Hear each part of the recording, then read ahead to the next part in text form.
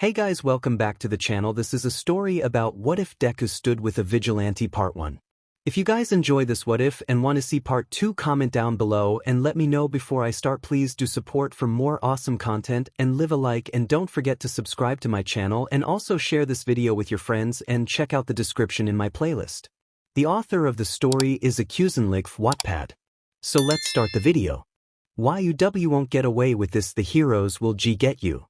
The man was drowning in his BLD, yet he still managed to say that bullshit.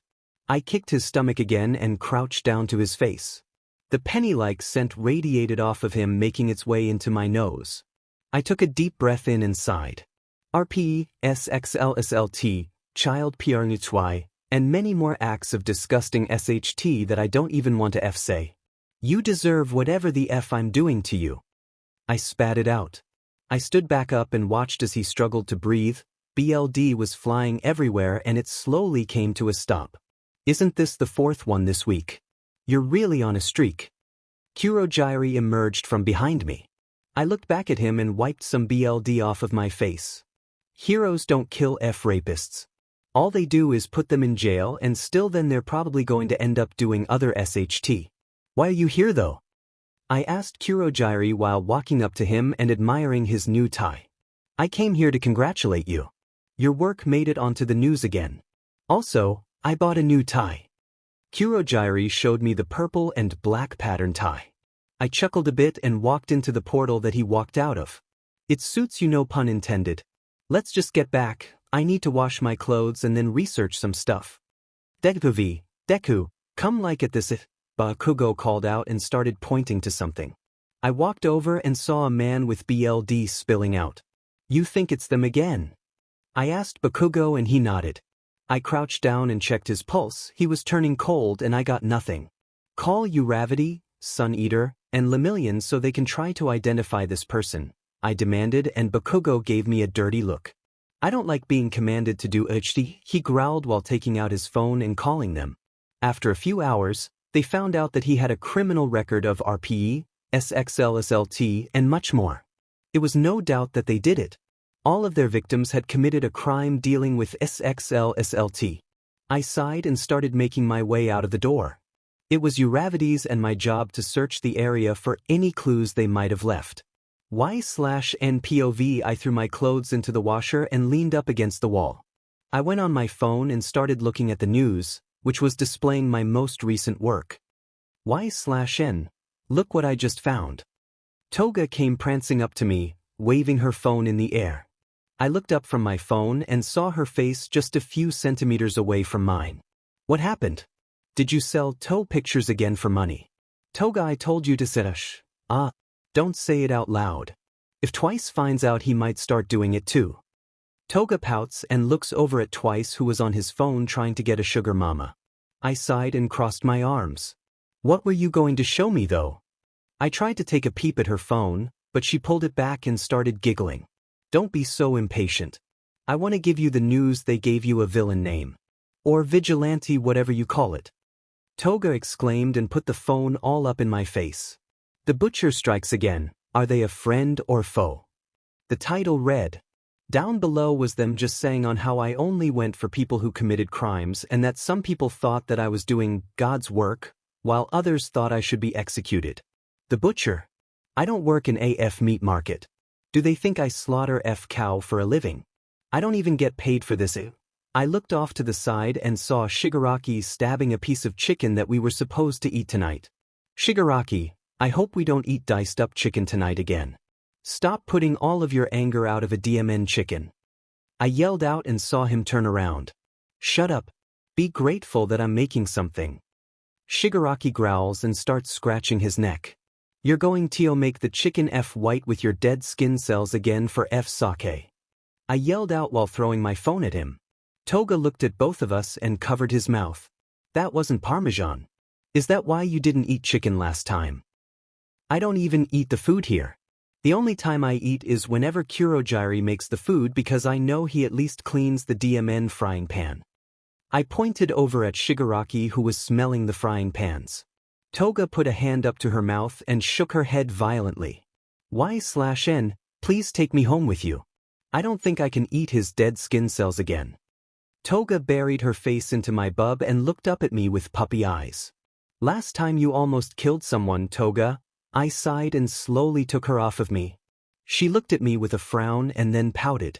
Fine then. I'll just stay here with Twice. Toga started marching over to Twice, who finally got a sugar mama. I sighed and walked over to Shigaraki to pick my phone up again.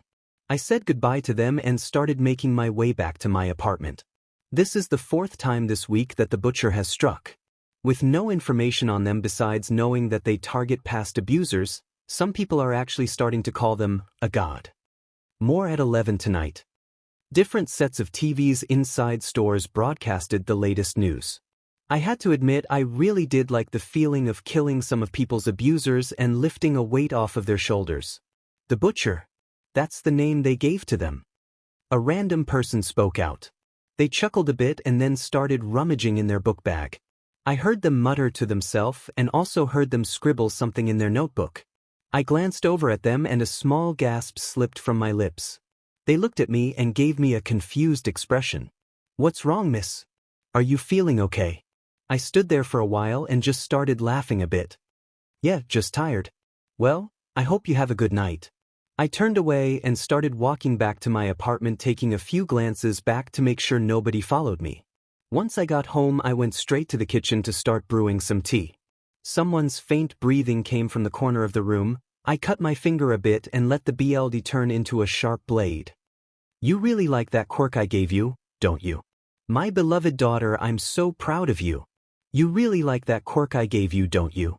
My beloved daughter, I'm so proud of you. My eyes widened a bit, but then I gave him a dirty look. I deactivated my quirk and went to the cabinet to go put a band-aid on my finger. What the F do you want? Shouldn't you be hooked up on life support? I remarked while leaning up against the counter. He showed me a little portal connecting to his lab that had all of his life support connected to him. You're so hurtful, Y/N. Maybe you should learn some manners when you talk to your father. F you.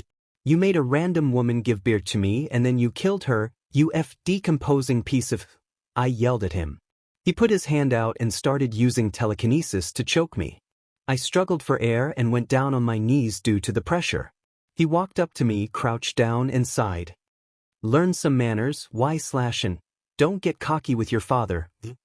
He deactivated his quirk and I started gasping for air. For someone who made Kurogyari raise me, you sure do love calling yourself my father all for one. I chuckled a bit and felt the excruciating pain of him using his telekinesis to choke me again. I started to get lightheaded and before I could say something I passed out. I don't remember how long I was passed out for, but once I woke up all of my tea that was boiling was dried out. Damn it, I have to go get more lavender tea, I muttered to myself.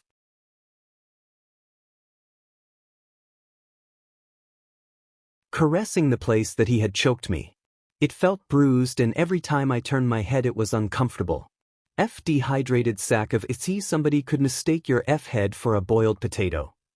I started mocking all for one for about a minute straight just to relieve some anger that I had pent up. It was 2:37 a.m., meaning that all of the stores were closed besides the corner store that was a few minutes away. I grabbed my phone, some cash and started making my way out. I had a hood over my head once I walked into the corner store. The clerk had a cigar in his mouth, just minding his own business. I didn't mind it and continued searching for some simple groceries that could last me a few days before I had to go grocery shopping. Sir, the stove won't turn o dash. Use your daughter's quirk then. She has a fire quirk for a reason, doesn't she? Make me my food, I'm hungry you beach. The clerk yelled at some people in the back then scoffed. I slowly made my way to the register and he rang me up. It'll be $16.49, but if you show me your tips I'll give you a discount. The clerk chuckled and then blew some of the cigar fumes in my face. Sir, my daughter can dash. Shut the F up and just make me my food you wear. The clerk got up and started throwing stuff at the mother and her daughter. He walked back over to the counter and sighed. Just show me your tips and it'll be for free, okay? You slot. He leaned over the counter and went to reach to my zipper. I sunk my nails into his arm, letting my quirk activate so all of the BLD could flow out of his body at an abnormal speed. He kept on screaming and trying to cover the small wounds, but it was hopeless. "Pass me this real quick, thank you." I reached over the counter to pick up his switchblade and made little cuts all over his opposite arm. "Stay still and just let my quirk do its job, okay?" I hopped over the counter and went to the back where I saw the mother hugging her daughter. Please, I'll give you money or even sell my body. Just please don't hurt my daughter." I kept my distance but slid them some cash that I had. "I know it's only $40, but that's all that I have right now. You guys can sneak out the back. I'm pretty sure he's dead, okay?" The mother hesitantly took the money and started making her way to the back door. She stopped at the door and mouthed the words, "Thank you," before running away with her child. I walked out of the back room and nudged the man's body a bit. "Hey, little 𝗧𝗓𝗧, are you alive?" I kept on nudging his body until he fell onto the ground, completely drained of blood. I kicked his face out of spite and then crouched down near his body. "You won't mind if I take some cash out of your register, right?" I waited for an answer, but of course, he didn't respond. "I'll take that as a yes." I stood up, opened the register, and took the money. It was more or less $150 in there, but it would go to waste if I didn't take it. I took the groceries and a few extra, then just started making my way back home. I was counting the money when I felt someone accidentally bump into me. "I'm sorry. It's so late that I could barely see you." I looked up from the money and saw the same guy that was taking notes on me a few hours ago. He gave me a confused expression, but then his eyes widened. "You're the woman from earlier. It's a small world, isn't it? Well, my name is izuku midoriya, what's yours?" He asked me with a smile. "Hey, yeah, I remember you from earlier. What a coincidence, right? I'm 𝑦/NL/N, nice to meet you." I smiled at him and he held his hand out. I felt some blood on my hands from a few minutes ago and just started giggling. "Sorry, I'm a germaphobe. But what are you doing so late at night here?" I tried to 𝗬𝗧 the subject. Thankfully it worked. "Oh, that's okay. Also, I had some reports from the people around here saying that they heard screaming from a corner store. Do you know anything about it?" He asked while pointing over to the store. "I've never seen that place in my life." I misinformed him while giving him a clueless look. Midoriya furrowed his brows a bit and sighed. "I wonder what happened there. Well, I'll see you another day, 𝐿/N, get home safe." Midoriya smiled at me and started walking towards the corner store. Plus I smiled back at him, giving him a wave. Once he completely turned around, I dropped the act and started speed walking into an alley. "So you're a hero, izuku midoriya?" Once I got back home, I immediately went to bed, excited for looking what the news was going to say in the morning. Once I woke up, I got ready, made tea, and then sat down on the couch to see if they were reporting about the incident. Just hours ago, the butcher had attacked yet again. Their victim this time was Joe Mallard, a 46-year-old man who had a history of human trafficking, SXLBS, and RP. We are currently outside of the dash. The butcher didn't do anything wrong. They are simply making the world better. Everyone, please go to butcherbetter.com for more. One of the people who were near the news took the mic. They had on a shirt that said, "The butcher is our god. You have followers now." Tamura was watching the news this morning and started throwing a tantrum once he heard that. Kurogiri came through a portal, serving himself some tea that I made earlier. Of course Tamura doesn't have followers, he literally sheds everywhere he walks. Poor Toga and Twice thought that it was Parmesan on the food, but it was just Tamura's skin. I sigh and lean my face on my hand. Yes, that was horrific. Also, what happened to your neck? Did you have someone over last night? Kurogiri points to his neck and chuckles. I wish my father came by last night and just told me some 𝗧𝗍𝗧. He's always trying to come back into my life as soon as he sees an opportunity. Kurogiri sighs and opens a portal. I hope things get better between the two of you. Come by later, I'm making dinner. Kurogiri gives me one last wave and then walks into the portal, closing it behind him. I turn around, picking up the remote, and start clicking through channels. And for the local news today, 2 people are wanted for assaulting their child. Karina Basso, age 32, and Santo Basso, age 43. Last seen near 22nd Avenue. If you see them, please call XXXXXXXX. I took a good look at their faces and then started walking over to my room to grab my hoodie. I put my phone in my pocket and started making my way out. The only problem is that the sun is out. Although I can just lure them into the alleyway and take care of it there, it really would be hard not getting caught. Santo you beach. Just take the money so we can leave. A woman who I presumed was Karina kept on yelling at Santo. They were near an ATM dispensing cash, most likely trying to run away. I walked up to them and grabbed both of them by their shirts. 𝐻𝐻. Who the F are you? Santo yells at me, trying to pull away. I pushed both of them into the alleyway, making a little cut on both of their arms. It's just a little beach. Let's go, Kardash. Let me speak. I shoved my nails into his throat, feeling the warm gooey substance fall onto my hands. I didn't expect for it to feel like this.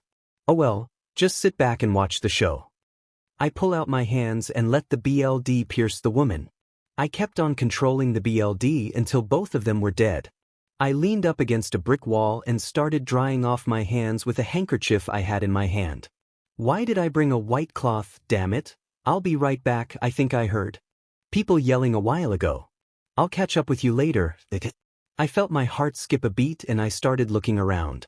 The alleyway was too narrow for me to escape from the back, so the only way out was to go where I came from. I quickly texted 𝐒𝐻𝐽𝐼 to pick me up where I was, sending him my location. I hate running. I sighed and sprinted out of the alleyway, pulling the hood over my eyes. 𝐻𝐻. You there? I kept on running for a few seconds until I looked down at my phone just to see that the text message hadn't been sent. Now. I knew I should have gotten a better phone carrier. I hopped over a few fences and finally stopped after 5 minutes of running. Did I lose him? I panted. I looked around for a while and then let out a sigh of relief. I knew that 𝗵𝘃𝗧𝗍 couldn't keep up with him. Someone landed on me, pushing me down to the ground. They took both of my hands and put them together, so they could use their other hand to take off my hood. Whoa, calm down. Just put the hood back on, you can't even see my face, I'm literally eating the F grass. I yelled at them, trying to sit up. I can't let you get up, I don't know your quirk and you might run away. Just wait a bit while the cops come, okay? I sighed and relaxed my body, feeling the wet grass press up against my forehead. At least turn me on my back, I might suffocate on the grass and dirt. You don't want to accidentally kill someone now, do you? I heard a slight gasp from them and then they sighed. I don't want to fight you, please don't put up a fight. They slowly turned me around and we maintained eye contact for 10 seconds. No words were said between us, we just talked through eye contact.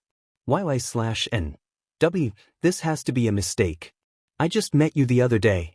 You're a nice person, why would you do this?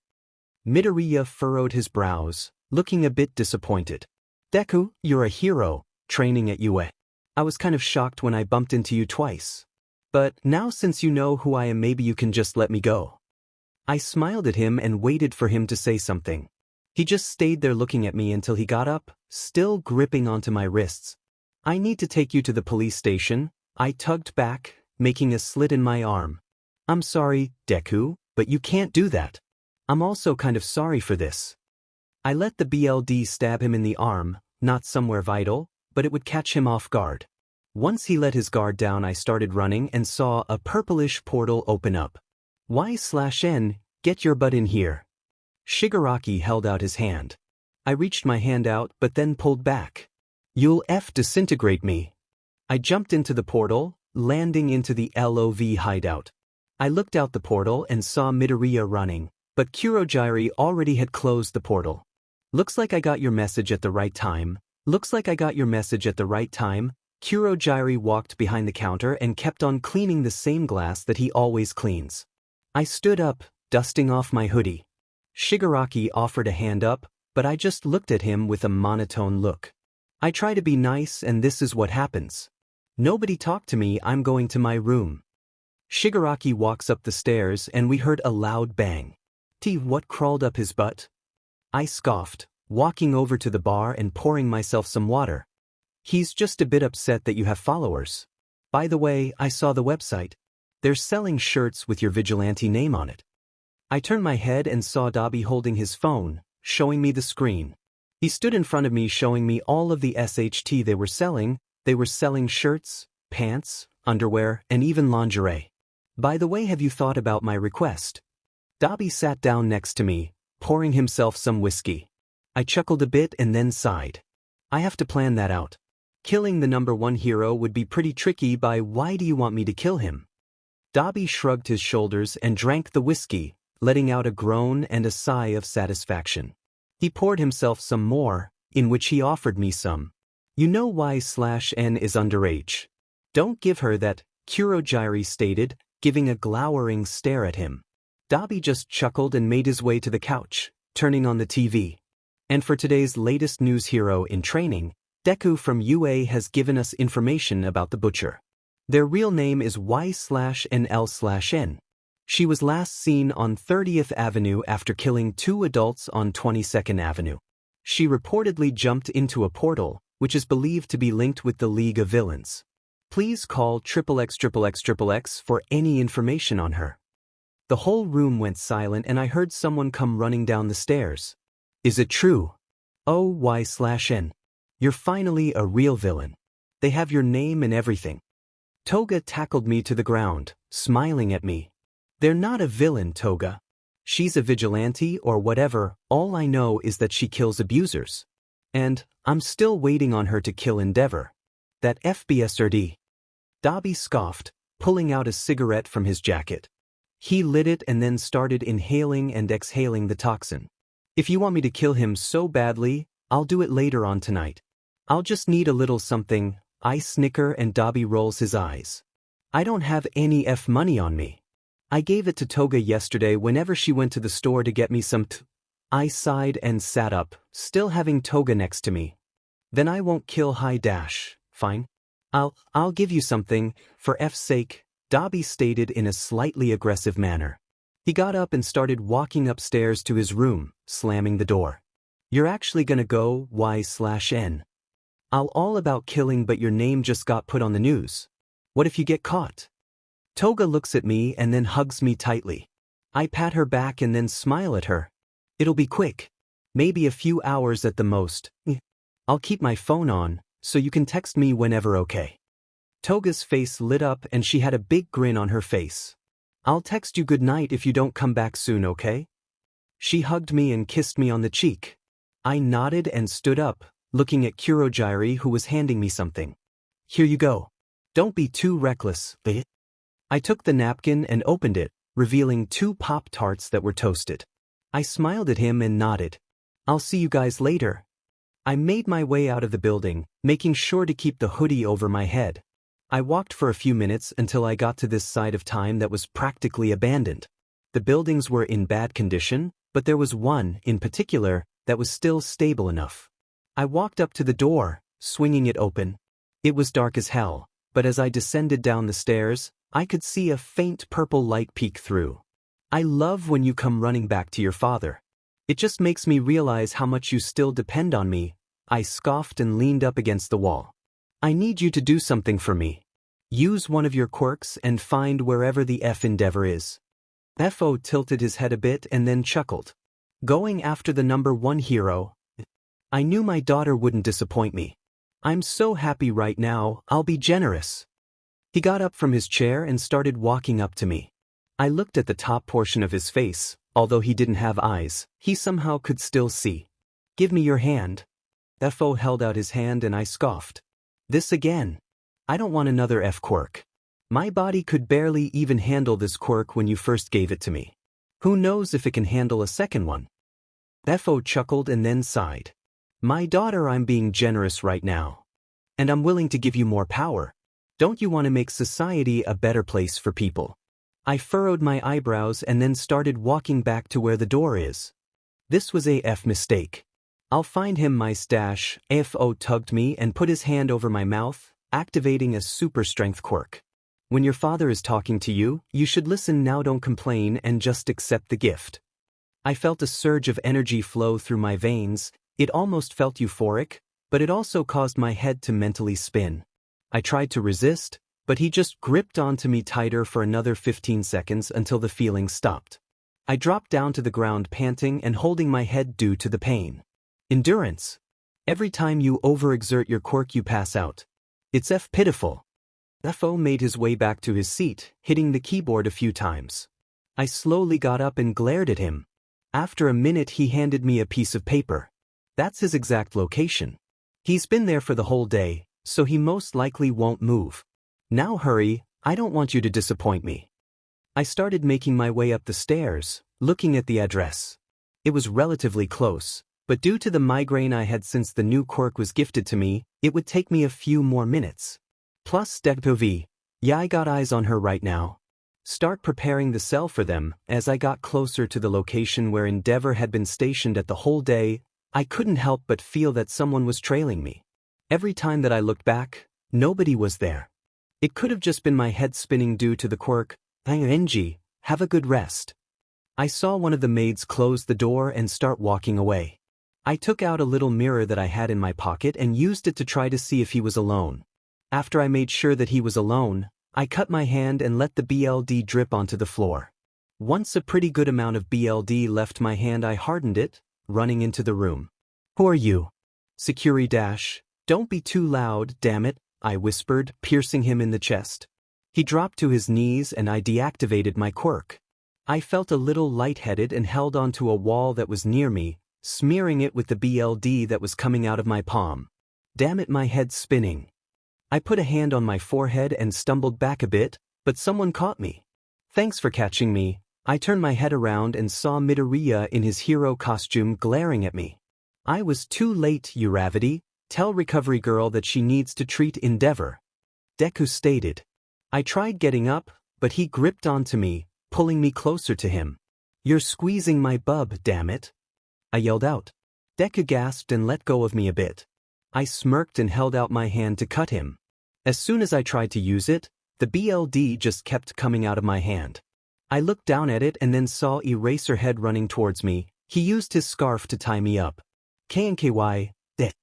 I chuckled. Eraserhead tightened the scarf, causing me to groan a bit. I'll take her, Mr. Eraserhead. Eraserhead took off his scarf, handing it to him so he could keep me captured. Deku walked up to me and tugged me up. I winced a bit and glared at him. My bub are being squeezed right now. Deku looked away and started walking me out. Once we got outside, there were 3 police cars, the SWAT team along with some other heroes.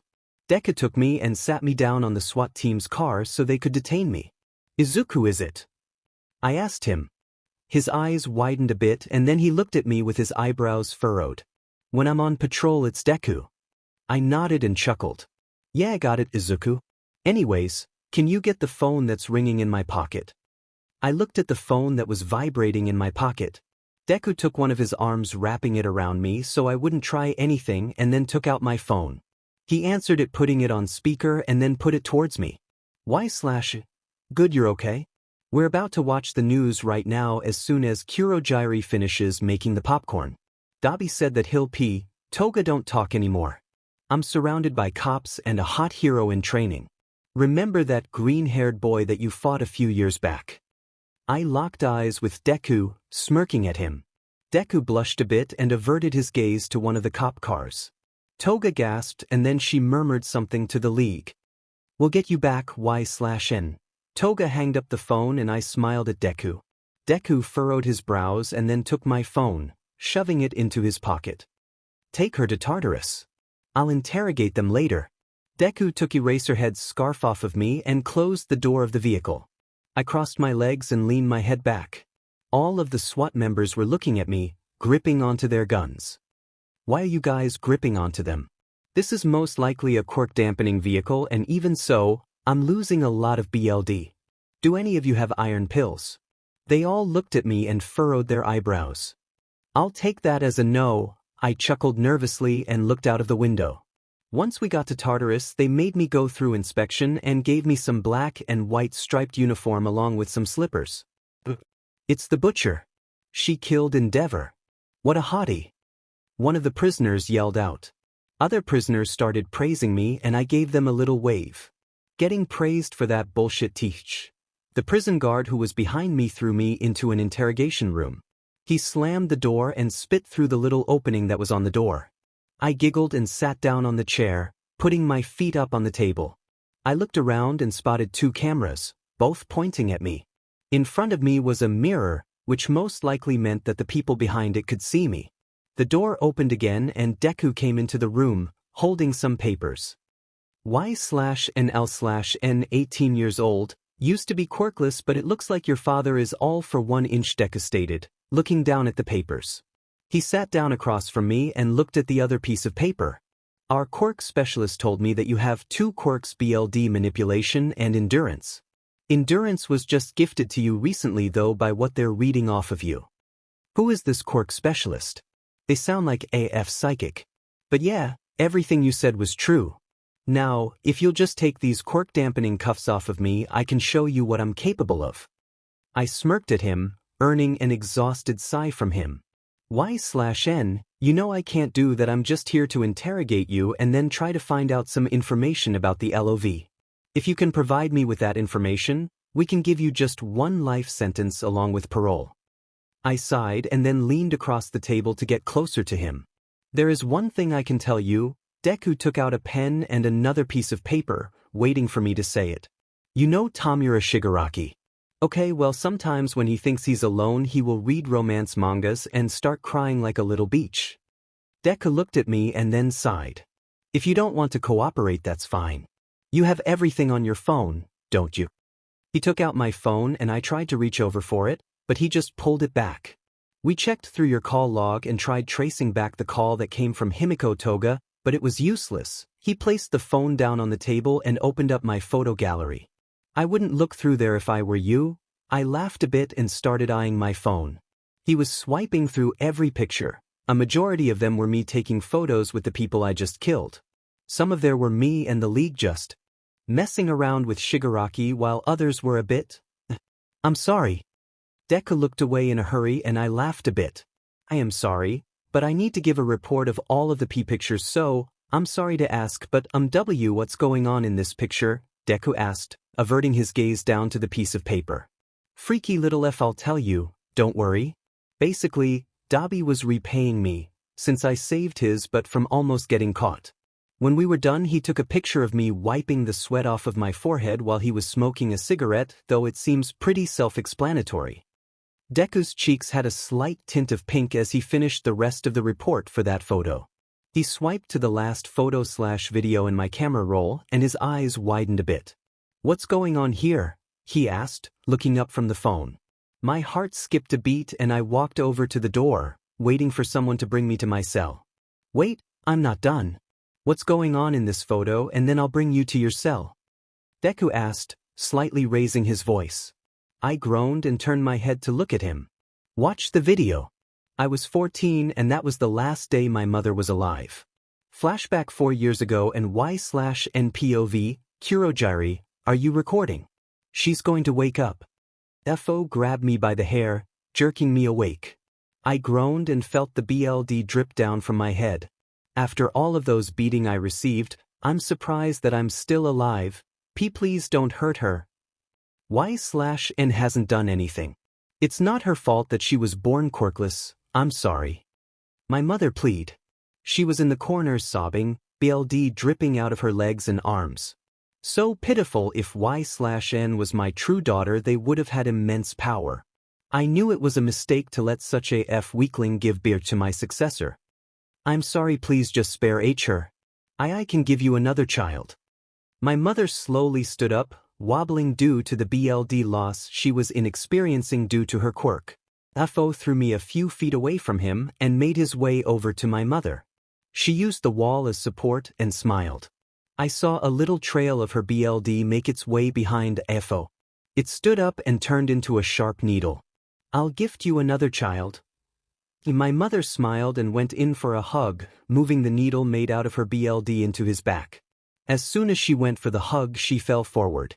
I really hope that you meant that. Looks like I just have to make 𝗧𝗏𝗏 powerful on my own. Your quirk will suit her good, don't you think? He walked up to my mom, crouching down and placing a hand on her forehead. Wait. 𝗧𝗏𝗏, don't forget to kill him, my mother said her last words, and then her eyes rolled to the back of her head. A big surge of energy got transferred over to 𝗧𝗏. My eyes widened and I watched as her body went limp. My vision made its way over to my father who was walking towards me. I flinched and felt a hand on my head. I could feel all of my injuries heal up and I looked at him. He smiled, but it slowly turned into an aggressive frown. Don't do that, she's still a key dash. Before Kurogiri could finish, I felt a surge of power flow through my veins. My screams filled the room, causing Kurogiri to look away and cover his ears. After a few seconds, my yelling came to a halt. My eyes rolled to the back of my head and I fell on my back, praying to whoever was out there that they could just kill me. And a flashback, I heard my screaming from the video come to an abrupt stop and I looked forward again. The room was so quiet, but I heard Deku get up from his chair. It's getting late. I'll take you to your cell. Deku came up from behind me, grabbing my arm and waiting for the buzz. Once it went off, he started taking me to my cell. It was fairly big, it had a bathroom and a bed. Nothing luxurious, but it's Tartarus, I can't expect much from a high-security prison. As soon as I got into my cell, the door closed behind me and the HNDCFFs opened up on their own. I leaned up against the wall, looking at Deku. So Izuku, I gave him a cocky smile. Deku looked at me with a slightly ticked-off expression. It's Deku. I have to go back to patrolling and doing some other stuff. Your trial will be in the next few days. Good night, Y/N. He started leaving and my smile slowly went back to my poker face. He made his way to the door and turned to look at me again. He frowned a bit and then the buzzer went off, indicating that he could leave. The past few days I've been talking to everyone whenever we had free time in the yard. It was only time that we were able to use our quirks, but if we started a ruckus then one of the guards would send us back to our cell, or if it was really bad, they would kill us. I would spend most of my time playing I Spy with Kichisaki since he didn't seem much of a threat. Y/N, why do you hang out with me? Everyone here would love to hang out with you since you killed 𝗵𝗲𝗺 and other people the heroes wouldn't kill. Kai mentioned, looking over at me. I don't know, you don't have any arms, so if I pissed you off you wouldn't kill me, I mean you couldn't. I glanced over at Kai, who had a slight frown on his face. He sighed and started looking. I spy something green and stupid. He said. Green. We just did green. I don't know the grass. He shook his head and got up from laying down. Look over there. That hero is the reason why I'm in this 𝐸, Kai scoffed. I sat up and looked where Kai was looking. The emerald-haired hero was talking to one of the guards and I stood up. Where are you going? I thought we were going to do a staring contest since we only have 15 more minutes outside. Kai raised his voice at me. I'll be back soon. In the meantime, I spy something with no arms. I gave him a cocky smile and he faked a laugh, keeping a straight face. I made my way over to Deku, but a guard aimed a gun at me.